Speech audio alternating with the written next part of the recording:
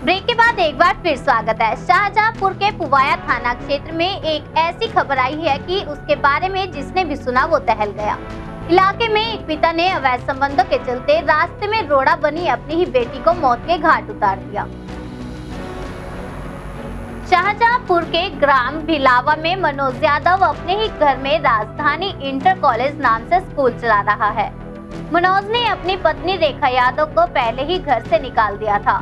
उसकी 15 वर्षीय बेटी शालिनी यादव अपने पिता मनोज के साथ रह रही थी। इसी बीच शालिनी के पिता मनोज के गांव की ही रहने वाली नीरज नाम की महिला से अवैध संबंध बन गए और आए दिन नीरज शालिनी के घर मनोज से मिलने चुपके चुपके आने लगी। गांव की महिला से पिता के अवैध संबंधों का शालिनी ने विरोध किया तो पिता मनोज ने पहले तो अपनी बेटी शालिनी को जहर पिला दिया। उसके बाद शव को छुपाने के लिए घर के आंगन में ही चिता बनाकर अपनी बेटी को जिंदा जलाने लगा। मृतक की मां रेखा की सूचना पर पुलिस ने रात में ही मौके पर पहुंचकर अजले शव को बरामद कर लिया।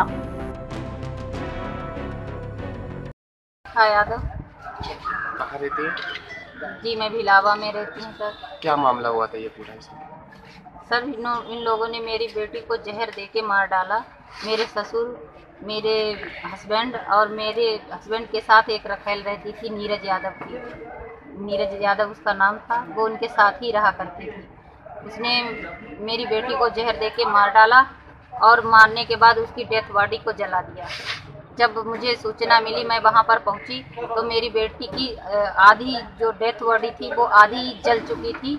मैंने किसी तरीके से पानी की सहायता लेकर वहां आग को बुझाया और यहाँ आने से पहले मैं थाने आई और थाने से इन लोग पुलिस को लेकर वहाँ पहुँची और पुलिस को ले जाने के बाद नीरज और मनोज दोनों लोग भाग गए। सिर्फ और सिर्फ मेरे ससुर वहाँ मुझे जलाते हुए बच्चे को मिले। क्या नाम था बेटी का? मेरी बेटी शालिनी यादव सर कक्षा 11 में पढ़ती थी। बहुत सुंदर और प्यारी सी मेरी बेटी थी। अच्छा, इन्हीं का स्कूल भी इन्हीं का? हाँ, राजधानी इंटर कॉलेज के ये प्रबंधक हैं हमारे ससुर और उसी में मेरे हस्बैंड। उसी के ऊपर आवास बनवा रखा है। उसी कॉलेज में चला रहता है। उसी कॉलेज में आवास बनवा रखा है, उसी में रहते थे सर। आप आगे क्या कार्रवाई चाहते हैं? मैं ये चाहती हूँ कि जिन लोगों ने ये जघन्य अपराध किया है उनको कड़ी से कड़ी सजा मिले। यहाँ तक कि उन्हें फांसी की सजा मिले। मेरी बेटी को उसका पूरा न्याय मिले। मैं ये चाहती हूँ। मैं चाहती हूँ मेरी जो बेटी मरी है, जिसको जला के मार डाला है, कोई साक्षी तक ना छोड़ा है, मैं चाहती हूँ उन लोगों को बड़ी से बड़ी सजा मिले। आनन फानन में पुलिस पहुंची और अजला शव बरामद कर पोस्टमार्टम के लिए भेज दिया। मौके से आरोपी पिता मनोज फरार हो गया।